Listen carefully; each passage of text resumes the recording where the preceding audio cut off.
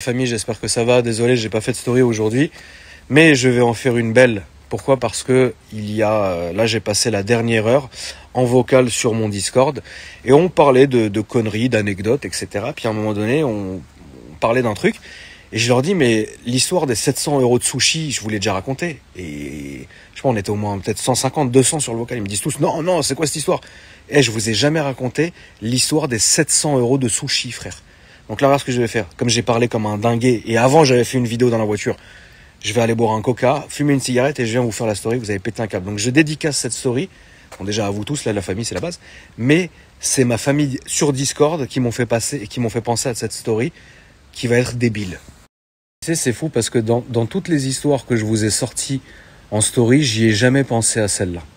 Et pourtant, franchement, l'histoire des 700 € de sushi, elle est infernale. Et je crois que je vous l'avais raconté à l'époque sur Snapchat. Parce que, dites-vous, qu'avant de me consacrer à Instagram, à la base, toutes mes stories, donc toutes les conneries, tout ce que je pouvais raconter, je le faisais sur Snap. Ça marchait très bien.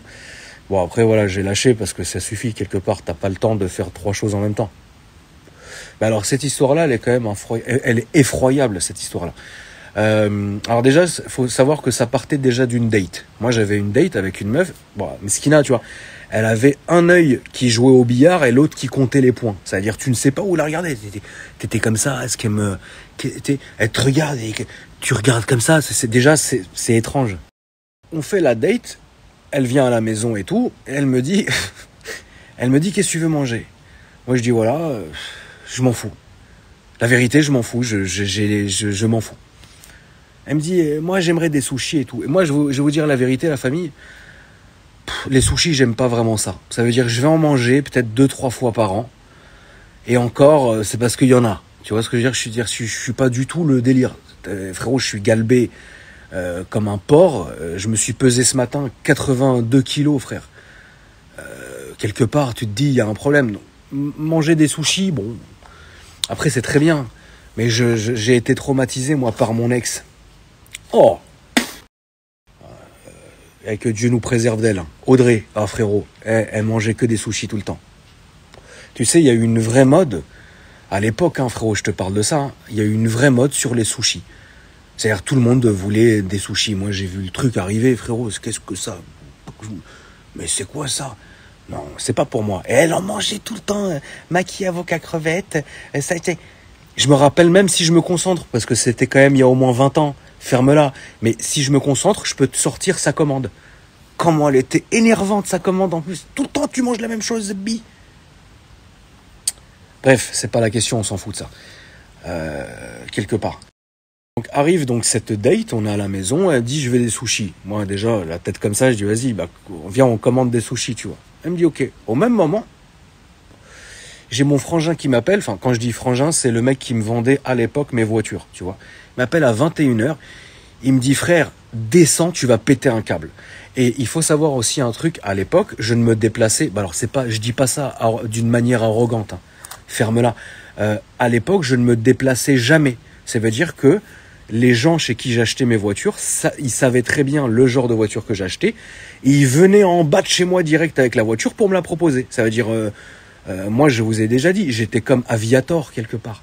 Je ne sortais jamais de chez moi. Voilà, c'est pas compliqué. Donc, il m'emmenait de temps en temps, comme ça, 2-3 fois par semaine. Tiens, il y a ça, tiens, il y a ça, tiens, il y a ça. Et moi, je regardais du balcon. Si elle est bien, elle est bien. Si elle est pas bien, continue ton chemin. Tu vois ce que je veux dire? Il m'appelle, il me dit, ouais, frère, regarde par la fenêtre, tu vas péter un câble. Moi, direct, je sors par la fenêtre. Oh, maman, Seigneur. Un SLR. SLR. Avec le long capot comme ça. Une merde.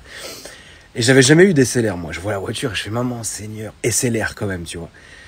Et donc je me retourne et je dis à la meuf, je dis écoute, moi je descends rapidement, tiens, commande ce que tu veux. Et je descends, moi. Elle me dit ah bon, oui, je descends. Elle me dit je peux venir, je fais non, viens pas. Ça sert à rien, reste ici, c'est très bien. T'es bien, frère, la meuf elle est bien, canapé, chips, coca, regarde la télé, m'emmerde pas quelque part.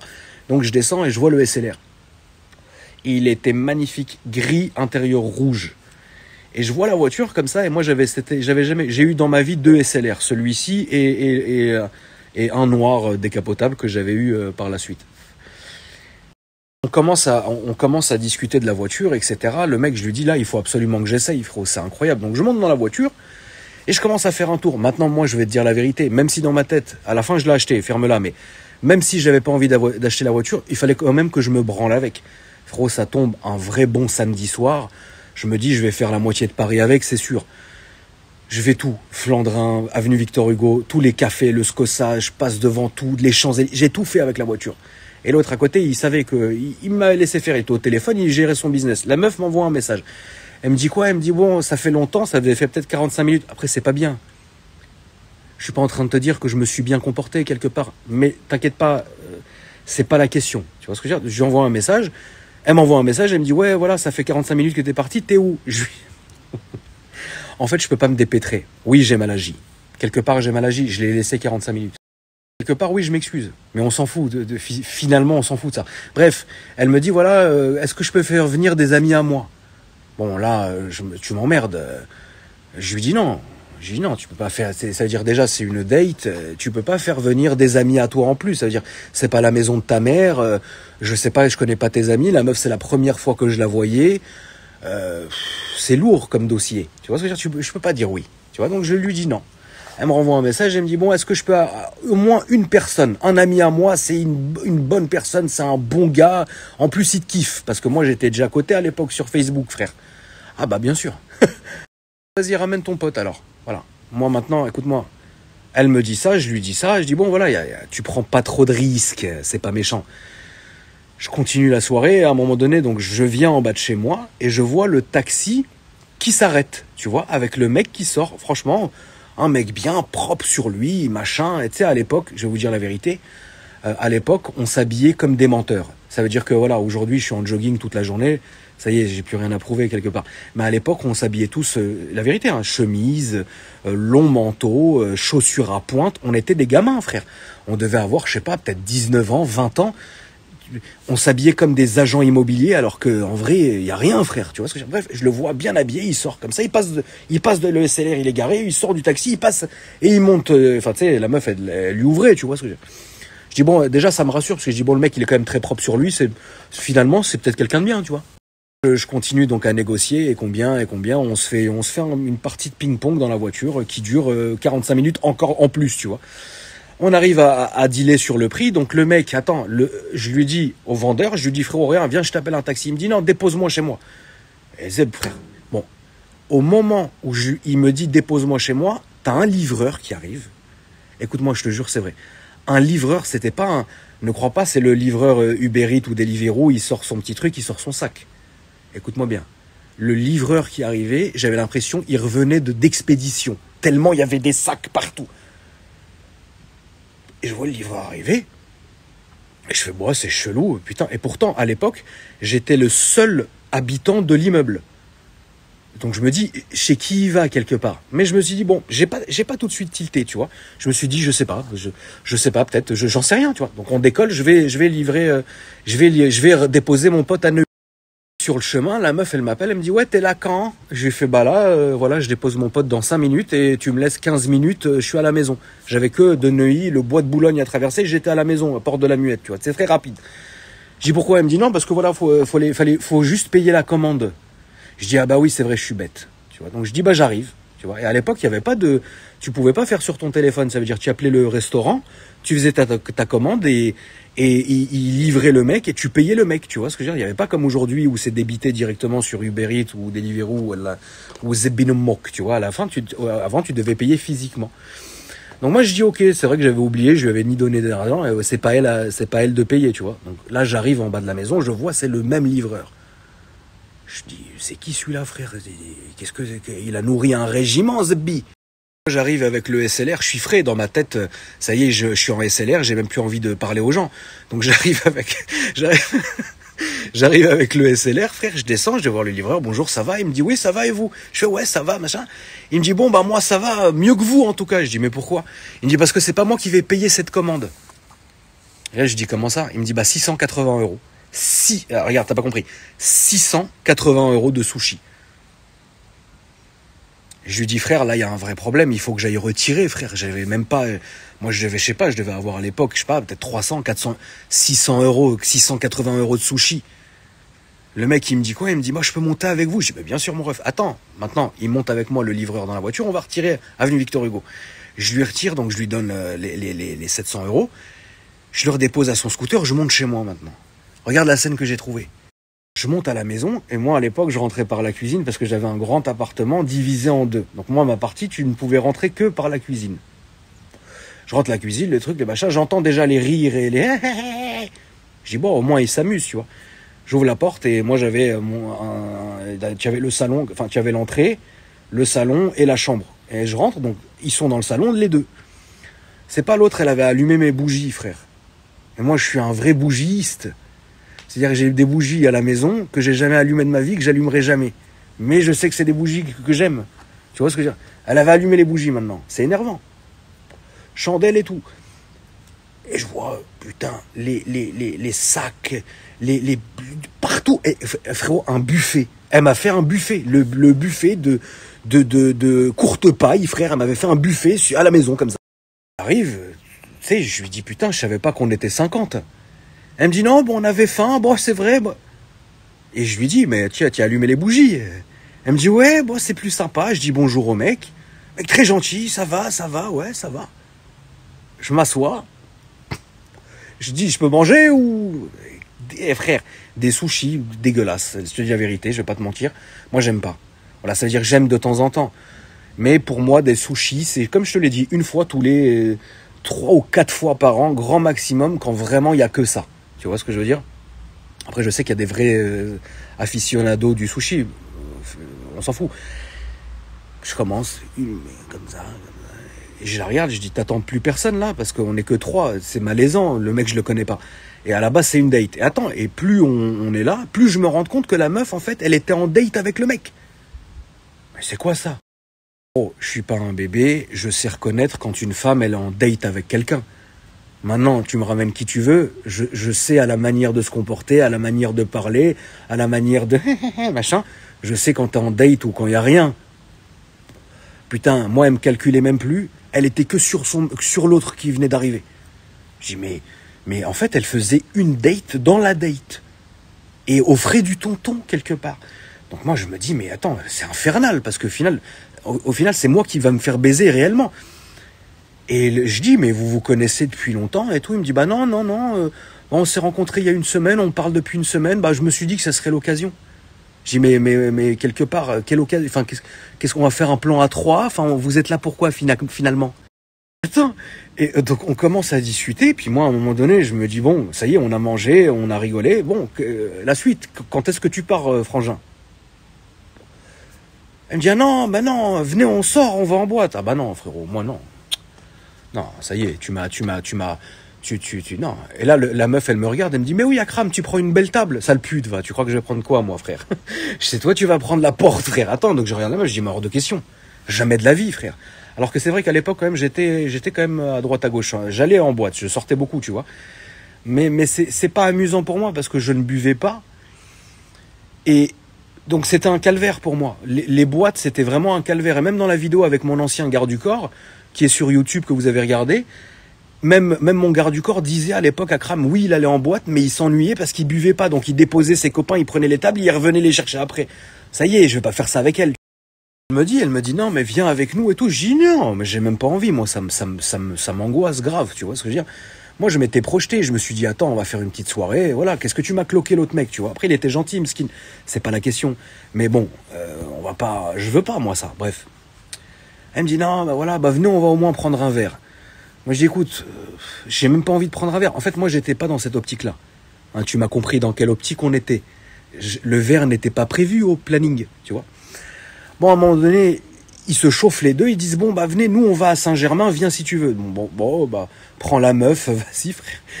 Ils se lèvent, et moi, donc, tu sais, petit coup quand même avant de partir. Je lui prends, je dis, tu prends pas tes sushis? Je sais pas, frère, prends-les, je sais pas. Elle me dit, non, ça y est, j'ai trop mangé. Tu m'étonnes, t'as trop mangé avec ton œil comme ça, un œil comme ça. Bref. Ils partent. Maintenant, la scène, elle est monstrueuse. Je me retrouve, moi, tout seul, mes bougies allumées, le film et les sushis. Comme ça, tout seul. Je me retrouve tout seul. Je me dis, la vie de ma mère, c'est une soirée de défaite que je suis en train de faire. Maintenant, attends. Moi, je me dis, je peux pas gâcher toute cette bouffe. C'est impossible. Chez moi, personne n'aime les sushis. Qu'est-ce qu'on veut à un moment donné, je me suis dit, je vais descendre dans la rue, les donner aux gens, les sushis. Vous voulez des sushis? Tiens, prends des sushis. Tenez, madame, un petit sushi. Ça y est, c'est lourd. Qu'est-ce que j'ai fait? Moi, j'ai appelé ma meilleure amie de l'époque, qui s'appelait Diane. Il y avait toujours le binôme, Diane et Carole, des ouf. Bref, j'appelle Diane, je dis viens, machin. L'autre, elle arrive et tout. Et là, un vrai truc. Ah, les sushis, c'est trop bien, machin. Elle mange les sushis. Putain, c'est Nounours qui ronfle, mesquine. Là, j'ai parlé moins fort parce que j'ai pas envie de le réveiller, le pauvre. Diane et Carole, elles viennent, elles mangent les sushis, etc. C'est pas... Maintenant, il est 1h, 2h du matin. Il restait encore des sushis. Je reçois un message, viens me chercher. 3 petits points. La meuf, la date de tout à l'heure. Celle avec les yeux bizarres. Je dis, c'est compliqué. C'est compliqué. Je dis, ça y est, t'as fini ton verre? Elle me dit, ouais, ça y est. Il est rentré chez lui, elle me fait le smiley, les 2 points avec le mec qui fait la gueule, genre elle pleure. Je dis, putain, mais ta race, tu me manques de respect. Personne ne fait ça, tu vois. Et quand même, comme je suis quand même un chacal, je me dis, bon, je vais quand même y aller parce que il faut que cette histoire s'arrête d'une manière ou d'une autre. Je prends le SLR maintenant. Maman Seigneur. Le SLR, quand tu as la boîte de vitesse, tu ouvres le clapet, tu appuies, les échappements sur le côté, une vraie voiture. J'arrive avec le SLR. L'autre Hamara, elle sait même pas ouvrir la porte. La porte de SLR, elle est dure à ouvrir. Elle sait comment on ouvre. Je me casse l'épaule en lui ouvrant la porte. Elle monte dans la voiture. Je dis, mais elle est trop bien et tout, ta voiture et tout. Je dis, ouais, elle est bien. Hein. Ouais, bah oui. Alors, c'était bon les sushis. Il en reste à la maison si tu veux. Elle me dit quoi? Elle me dit non, viens, on va manger une crêpe. Alors je sais pas, la famille, moi je suis hors circuit depuis très longtemps, mais est-ce que c'est encore au goût du jour, pendant une date, de proposer une crêpe? Ça se faisait beaucoup nous à l'époque. Maintenant, les crêpes de notre époque à nous, elles se trouvaient qu'à 2 endroits. Soit boulevard Saint-Germain, une tannée apocalyptique, soit encore pire, fallait aller à Pigalle. Maintenant, l'histoire de mort, je sais même plus, frérot, ça doit faire peut-être maintenant 10 ans que j'ai pas été à Pigalle. Donc je sais pas l'état des embouteillages ou comment ça se passe maintenant physiquement à Pigalle, tu vois. Ça veut dire vraiment, voilà, bref. Elle me dit non, je vais aller à Pigalle devant le Moulin Rouge. Oh, une misère. Frérot, les embouteillages. Alors je sais même plus si, maintenant je sais même plus comment c'est. Mais à l'époque, Pigalle, 2h du matin, SLR, c'est pas bon. Quelque part, ça serait trop attirer la mauvaise attention, quelque part. À Pigalle, elle sort de la voiture, on achète les crêpes. Pile en face du, comment il s'appelle celui-là? Le Sullivan, un bar, tout le temps il y a du monde. Il doit faire un chiffre d'affaires celui-là, blindé de monde. Moi j'arrive avec le SLR, pas les gens, ils sifflaient dans la queue, ils m'ont choumé total. Bref, on prend la crêpe. Moi je me suis dit quoi, elle va prendre la crêpe, elle va rentrer la manger à la maison, cette tahana. Qu'est-ce qu'elle fait? Elle se met comme ça, elle s'assoit sur le capot de la voiture. On est en plein Pigalle maintenant, les 2 portes de la SL sont ouvertes. Je dis mais c'est pas un clip de Rick Ross qu'on est en train de faire quelque part? Monte dans la voiture. On monte dans la voiture et tout, on est en train de rouler, et moi je lui dis bon, vas-y, qu'est-ce que tu veux? Elle me dit non, viens on fait une balade. Je dis putain, combien elle va me coûter celle-là? On est en train de rouler, etc. Et puis elle est que en train d'envoyer des textos sur son téléphone. C'est énervant, parce que moi si tu veux, j'arrivais pas à comprendre, et pourtant, franchement, pour arriver à me la mettre à l'envers, faut être malin. Tu vois ce que je veux dire? Je dis pas que, mais faut être très malin quand même. Bref. Et en fait, moi, j'étais curieux de me dire, est-ce que vraiment elle me la met à l'envers, ou est-ce qu'elle a cru que c'était la petite soirée offerte par la maison et que, bah voilà, tu vois. Puis à un moment donné, elle me dit, bah on peut aller là, s'il te plaît. Elle me montre une adresse à côté du parc Monceau. Je lui dis, bah oui, si tu veux, c'est sur le chemin, parce que tu redescends de Pigalle et tu passes devant le parc Monceau. C'est pas en fait, je l'emmenais en bas de chez l'autre mec. Celui de la soirée d'avant de la soirée.